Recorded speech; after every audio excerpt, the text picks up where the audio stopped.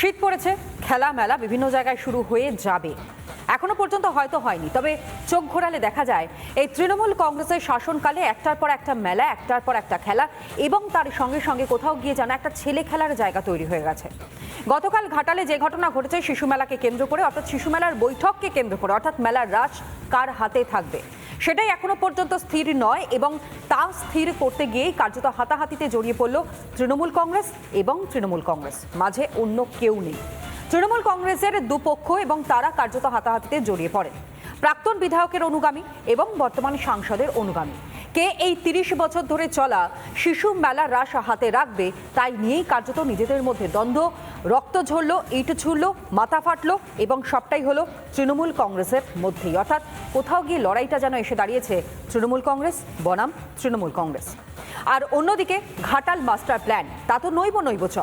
ঘাটালের মানুষজন তারা দীর্ঘদিন ধরে যে দাবি করে আসছেন ঘাটাল মাস্টার প্ল্যান, সেই ঘাটাল মাস্টার প্ল্যান কোথায়? 3 বারের সাংসদ তিনি কথা দিয়েছিলেন যে তিনি একমাত্র রাজনীতিতে এসছেন এই ঘাটাল মাস্টার প্ল্যান যেটা নিয়ে কথা হয়।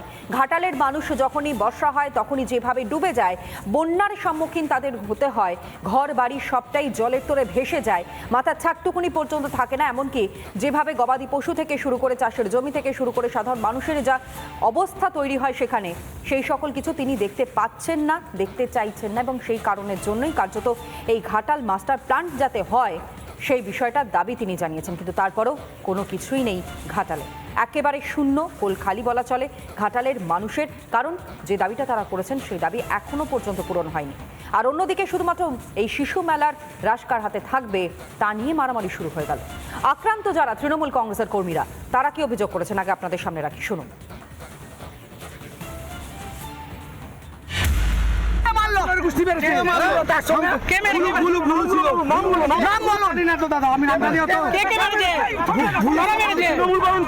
আমি তৃণমূলই করি।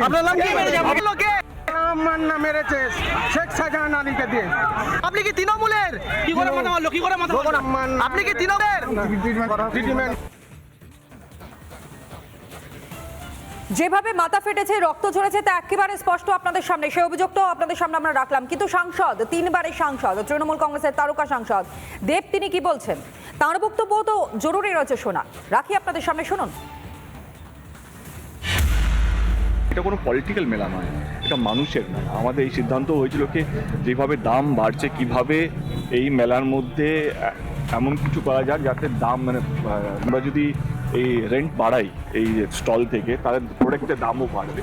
সেটাকে কীভাবে নিয়ন্ত্রণে আনা যায় এইসব বিষয় নিয়ে আমাদের আলোচনা হয়েছে, যে দাম যাতে না বাড়ে, যেভাবে আর্থিক চাপ বাড়ছে সেগুলো আমাদেরকে মাথায় রাখা উচিত। তো সমস্ত কিছু নিয়ে আজকে আলোচনা হলো। মানুষের পকেট থেকে যেন বেশি টাকা না যায়, মেলার যে চাপটায়, যে বেশি টেন্ডার চলে গেলো, যে বেশি টেন্ডার কিনবে সে বেশি বেশি টাকা দিয়ে স্টল বিক্রি করবে, বেশি টাকা দিয়ে যে স্টল কিনবে সে বেশি টাকা দিয়ে জিনিসপত্র বিক্রি করবে, আলটিমেটলি সাধারণ মানুষের পকেট থেকে বেশি টাকা হবে। মিটিংয়ে যখন ডাক পড়েছিল আমাকে ডাকা হয়নি বা আমাকে জানানো হয়নি। যখন এই দ্বন্দ্বগুলো চলছিল, আমি শঙ্করদাকে যেদিন হওয়ার কথা ছিল তার রাত আগে ফোন করি, আমি বলি যে সবাইকে নিয়ে মিটিংটা করো, আমাকে দরকার নেই। আমি সত্যি এটা বলেছিলাম, আমাকে দরকার নেই, কিন্তু বাকি যারা মেলার মধ্যে আগে ছিল, কমিটির মধ্যে আগে ছিল, তাদেরকে নিয়ে মেলাটা করো।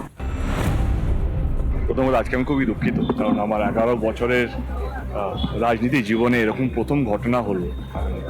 মানে আমি 11 বছর ধরে চেষ্টা করেছি ঘাটালে শুধু ঘাটাল লোকসভা কেন্দ্র নয়, আমি বক্তা হিসেবে যেখানে যেখানে গেছি যে কোনো নির্বাচনে, সেখানে আমি চেষ্টা করছি শান্তি বজায় রাখতে। আমি এমন কোনো কথা বলিনি যাতে আমার দলের মনে হবে অন্য দলের সঙ্গে মারপিট করা। আমি সবসময় একটা শান্তির বার্তা, এবং আমি ওই রাজনীতিতে বিশ্বাস করি যেটা মানুষকে এক রাখে। আমি বিভাজন, পাওয়ারকে এই রাজনীতির মধ্যে বিশ্বাস করি না। এই শিশু মেলা নিয়ে অনেকদিন ধরে ঝামেলা হচ্ছিল, আপনারা ছিল না, আমি কোনোদিনও বাইট দিইনি। আমি সিএমের কথা শুনে আজকে সকাল থেকে ঘাটালেই ছিলাম। 10টা থেকে আমরা বসে 12টা অবধি আমাদের ডিস্ট্রিক্ট প্রেসিডেন্ট ছিলেন বা ঘাটালে অন্যান্য নেতারাও ছিলেন, কি আমরা সব ঝামেলা মিটিয়ে নিয়েছিলাম। যে মারছে, যে মার খাচ্ছে, সে সব আমারই। 3 বারের সাংসদ তিনি নিজেই বলেছেন 11 বছর ধরে তিনি দায়িত্বে রয়েছেন, তিনি কোনোভাবেই চাইনি যে মূলত ঘাটাল অশান্ত হোক। এমনকি তিনি বিভিন্ন জায়গায় গিয়েছেন এবং সেখানে গিয়ে যাতে কোনোভাবে বৈষম্যের কথা না আসে, যাতে সবার মধ্যে একটা মিল থাকে, একটা বন্ধন থাকে, সেই প্রচেষ্টা কিন্তু সাংসদ দেব তিনি চালিয়ে গেছেন। কিন্তু তারপরেও কোনোভাবে রোখা গেল না। গতকালের ছবিটা একেবারে স্পষ্ট করলো সবকিছু। আলোচনা আমরা এগিয়ে নিয়ে যাই। সত্যি মানুষ, অর্থাৎ ঘাটালে মানুষও তারা কি সুখে রয়েছেন? যারা উপস্থিত রয়েছেন তাদের সঙ্গে প্রথমে পরিচয় পর্ব সারি। আমাদের সঙ্গে রয়েছেন ডক্টর শতরূপা, বিজেপি মুখপাত্র, আপনাকে স্বাগত জানাই, এবং আমাদের সঙ্গে রয়েছেন তৌসিফ আহমেদ, তিনি শাসক দলের পক্ষে হয়ে বক্তব্য রাখবেন। আপনাকেও স্বাগত জানাই আজকের এই আলোচনায়। নানা ধরনের কন্টেন্ট দেখার জন্য লাইক করুন, শেয়ার করুন আমাদের ফেসবুক পেজ, সাবস্ক্রাইব করুন আমাদের ইউটিউব চ্যানেল। পাশাপাশি অন্যান্য ব্রেকিং নিউজের জন্য অবশ্যই চোখ রাখুন রিপাবলিক বাংলায়।